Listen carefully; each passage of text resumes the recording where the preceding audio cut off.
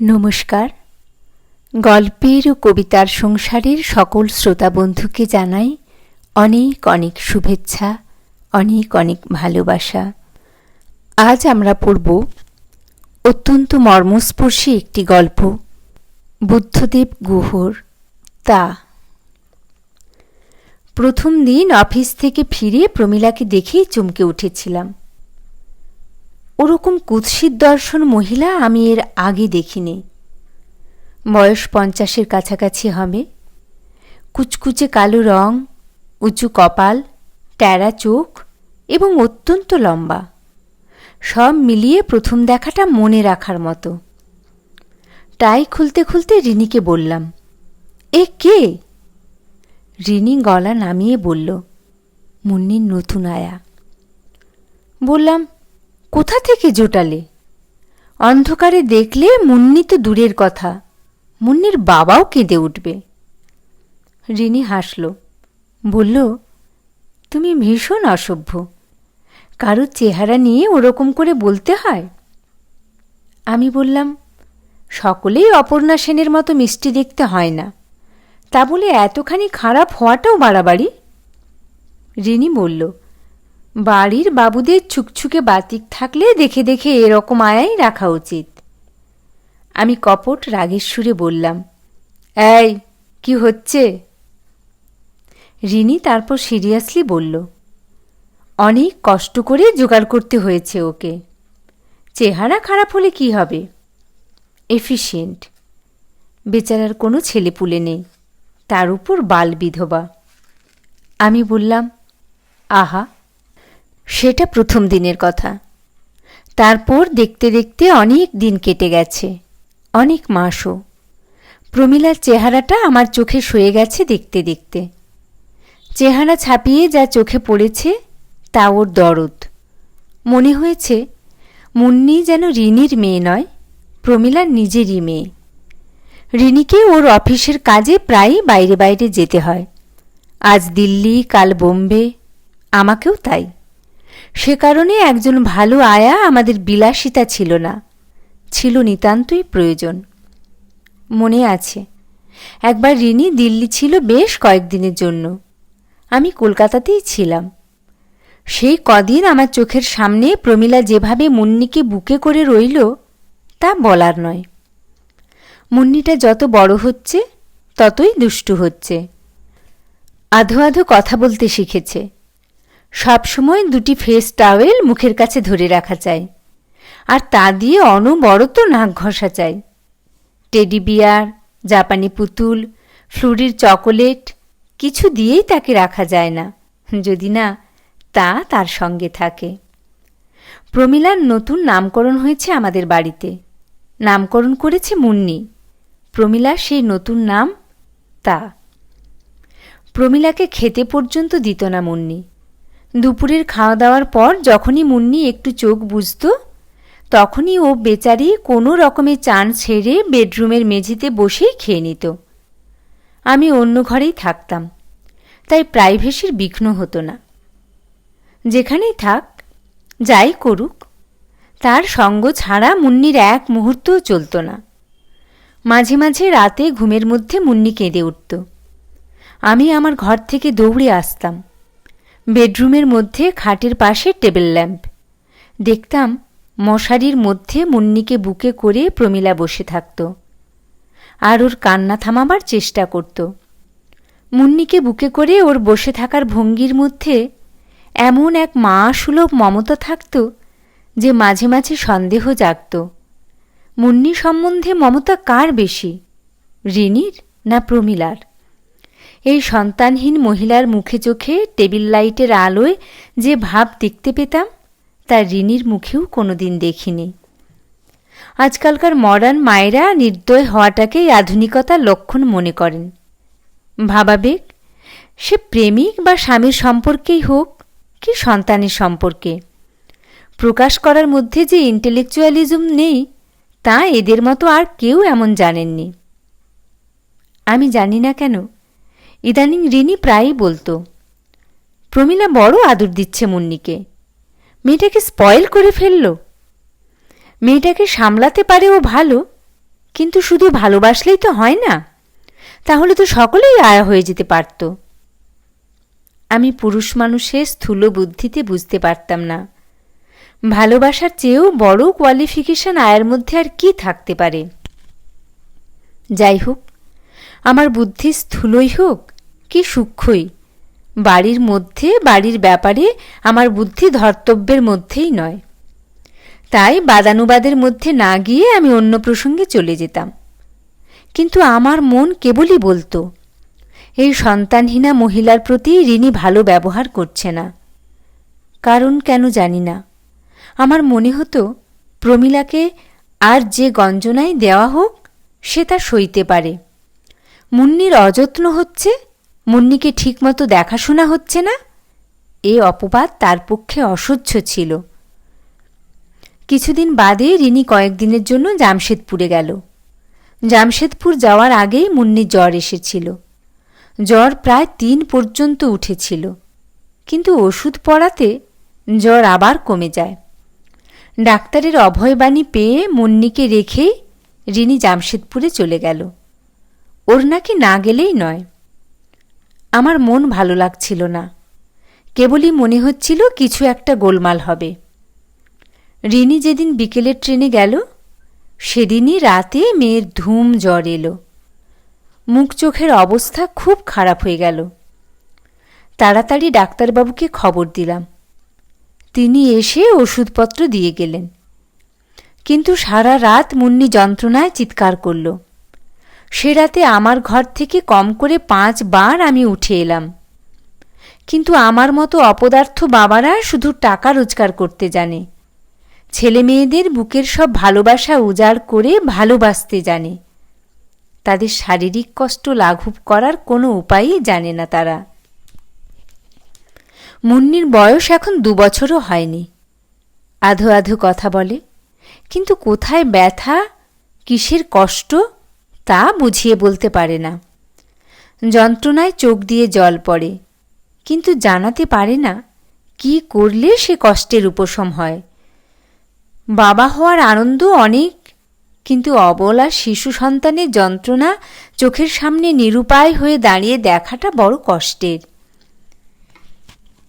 যতবারই আমি দৌড়ে ও ঘরে গেছি ততবারই দেখেছি প্রমীলা মুন্নিকে বুকে করে ওর কষ্ট উপশমের জন্য নানা রকম প্রক্রিয়া করছে। আমি দাঁড়িয়ে থাকতে থাকতে মুন্নির কান্না বা গোঙানি থেমে গেছে, আর আমি আবার ঘুমিয়ে পড়েছে মুন্নি তার কোলে। ও থামতেই প্রমীলা বলেছে, দাদাবাবু আপনি গিয়ে ঘুমোন, আমি তো আছি, আপনি কেন কষ্ট করছেন? পাশের ঘরে আমি শুতে যেতে যেতে ভেবেছি, আমি তো ওর বাবা, ওর জন্য কিছু কষ্ট তো আমারও করা উচিত। কিন্তু তুমি তো 50 টাকার আয়া, তুমি কি জন্যে ওকে বুকে নিয়ে এত কষ্ট করছো? কেবলই ভেবেছি, আর মনে হয়েছে প্রমীলা যা করে, যা করেছে এতদিন, তা শুধু ওর কর্তব্য নয়, শুধু টাকার বিনিময়ে করা নয়। ভগবান কখনো ওর কোলে যা দেননি তা ওর নিজের না হলেও ক্ষণেকের জন্য, কিছুদিনের জন্যে ওর কোলে পেয়ে ও যেন ধন্য হয়ে গেছে। আমার মনে হয়েছে এই সন্তানহীনা রমণীর কোল থেকে সাক্ষাৎ যমদূত এলেও আমার মুন্নিকে ছিনিয়ে নিতে পারবে না। সত্যি কথা বলতে কি, এ কথা ভেবে নিশ্চিন্ত হয়ে আমি ঘুমোতে গেছি। পরদিন ভোরেই মুন্নির সমস্ত শরীর ভরে হাম দেখা গেল। মেয়ে একেবারে বেহুঁশ হয়ে রইল, চোখ মুখ লাল, চোখের পাতা মুখের ভিতর হাম একেবারে ছেয়ে ফেলেছে। সকালে মুন্নির মুখের দিকে চেয়ে আমি খুব ভয় পেলাম। ডাক্তারবাবু বলেছিলেন ভয়ের কিচ্ছু নেই, হাম বেরোলেই সব ঠিক হয়ে যাবে। তবুও ভয় পেলাম। তারপর প্রমীলার মুখের দিকে চাইতেই দেখি আমার মেয়ের ক্লিষ্ট মুখের ছায়া তার মুখে। প্রমীলা মুন্নির চেয়ে বেশি বই কম কষ্ট পাচ্ছে না।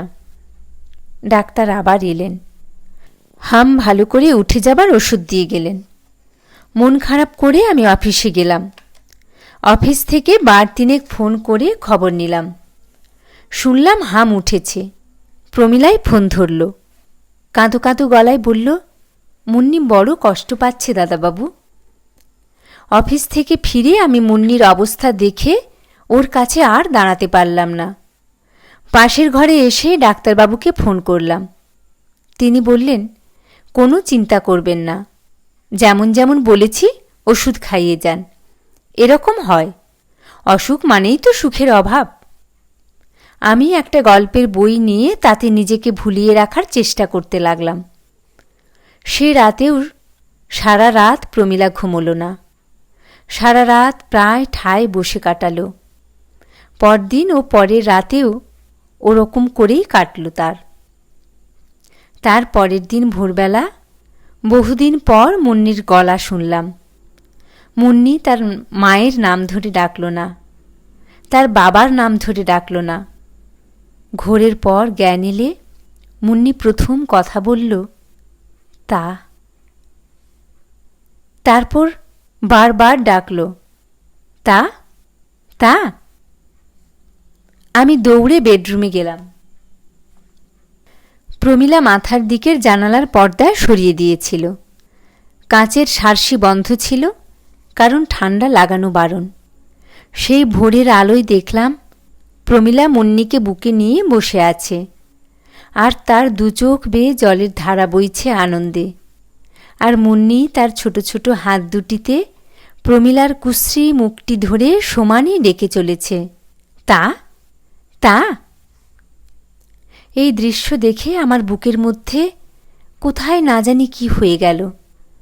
কোন তারের সঙ্গে কোন অদৃশ্য তারের যোগাযোগ ঘটে গেল।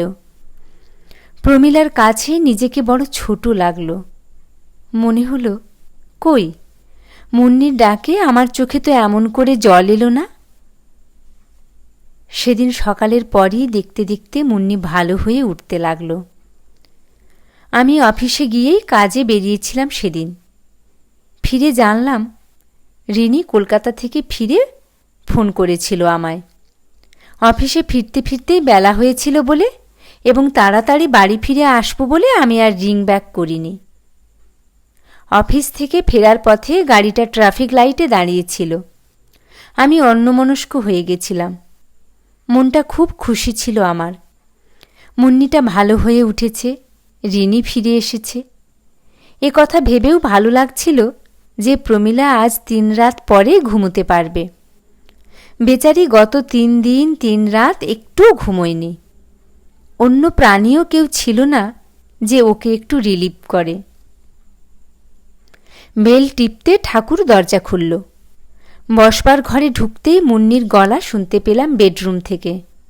মুন্নি ডাকছে, তা তা, ও তা। আধো আধো গলায় করুণ স্বরে ডাকছে মুন্নি, তা। এমন সময় রিনির গলা শুনলাম, রাগ রাগ গলা। রিনি বলল, খুব বকবো, চুপ করো, চুপ করো বলছি, তা তা করবে না, খুব বকবো। দেখলাম ঠাকুরের মুখটা ভ্যাকাশে। ওকে শুধালাম, কি হয়েছে রে? ঠাকুর বলল, প্রমীলাকে বৌদি তাড়িয়ে দিয়েছে। সে কি? অবাক হয়ে বললাম আমি। তাড়াতাড়ি বেডরুমে ঢুকলাম আমি। রিনি খাটে বসেছিল, মুন্নি পাশে শুয়েছিল। আমাকে ঢুকতে দেখেই বলল, তোমার পেয়ারের আয়াকে একটু আগে তাড়ালাম।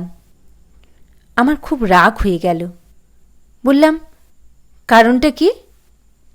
রিনি বলল, কারণ নিশ্চয়ই একটা ছিল, সেটা আমার ব্যাপার, ঘর গেরস্থালির ব্যাপার, সপ্তাহে তোমাকে কৈফিয়ত দিতে পারবো না। তারপর একটু পরে নিজেই বলল, আমার মুখে মুখে কথা বলছিল, অনেক দিন থেকেই বলছিল। তার উপর মুন্নিটার স্বভাব একেবারে নষ্ট করতে বসেছিল। আমি বললাম, প্রমীলা 3 রাত 3 দিন এক ফোঁটা বিশ্রাম পায়নি, ঘুমোয়নি একটুও। কাজটা তুমি ভালো করলে, ওকে ফিরিয়ে আনা যায় না? রিনি চড়া গলায় বলল, ওকে ফিরিয়ে আনলে আমি বাড়ি ছেড়ে চলে যাব। আমি কোনো কথা বললাম না, নিজের ঘরে চলে গেলাম। সে রাতে আমি খাইনি। রিনির সঙ্গে 3 দিন কথা বলিনি, কিন্তু তাতে কারো কিছু ক্ষতিবৃদ্ধি হয়নি। প্রমীলার জায়গায় নতুন আয়া এসেছে, নেপালি। তার নাম কাঞ্চি। বয়সে প্রমীলার চেয়ে ছোট, দেখতেও প্রমীলার চেয়ে ভালো। মুন্নির সব কাজ এখন সেই করে। সকাল বিকেল বেড়াতে নিয়ে যায়, ওকে ঘুম পাড়ায়। মুন্নি প্রথম কদিন মাঝে মাঝে তা তা বলে ডেকে উঠত। ইদানিং একবারও ডাকে না। মাঝে মাঝে ভাবি, মেয়েটাও কি তার মায়ের মতোই অকৃতজ্ঞ? কাজকর্মের অবকাশে মাঝে মাঝে প্রমীলার কথা মনে পড়ে। খুব ইচ্ছা করে যদি পথে ঘাটে কোথাও দেখা হয়ে যায় ওর সঙ্গে, তাহলে ওর হাত ধরে ক্ষমা চেয়ে নেব। ওর জন্যে যদি কিছু করতে পারি করব। প্রমীলা কোথায় গেছে আমি জানি না, কেউ জানে না। তার পুরো ঠিকানাটাও আমাদের কাছে নেই। জানি না, রিনি হয়তো তার মেয়ের ভালোর জন্যই প্রমীলাকে তাড়িয়েছিল, হয়তো তার হিসেবই ঠিক। কিন্তু এও জানি না, জগতে এবং জীবনে যা কিছু ঘটে সব কিছুই হিসেবের ভিতরে পড়ে কি না। প্রমীলার মমতা, প্রমীলার চোখের জলও তো হিসেবের বাইরেই ছিল। আমার ভারী ভয় করে, প্রমীলার চোখের জলে মুন্নির কোনো অভিশাপ লাগবে না তো। পরক্ষণেই মনে হয়, মুন্নির তা কি কখনো তার মুন্নির কোনো ক্ষতি করতে পারে? অনেক দিন হয়ে গেছে প্রমীলাকে তাড়ানোর দিন থেকে, কিন্তু আজও তার কাছে ক্ষমা চাওয়া হয়নি। সে সুযোগ আসেনি আমার।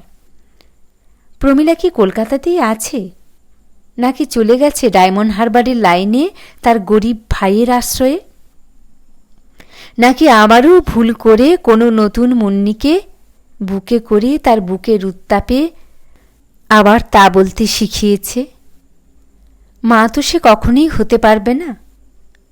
জানি না কিছুই, শুধু এইটুকুই জানি যে এই মুহূর্তে এই নির্দয় হৃদয়হীন শহরের অনেক ঘরেই আমার মুন্নির মতো মুন্নিদের বুকে আঁকড়ে অনেক প্রমীলারা বসে আছে। 30, 40 কি 50 টাকার বিনিময়ে হিসাব বহির্ভূত যা কিছু তারা দিয়েছে, প্রতি মুহূর্তে দিচ্ছে, তারা তা কখনো ফেরত পাবে না মুন্নিদের অকৃতজ্ঞ বাবা মায়েদের কাছ থেকে।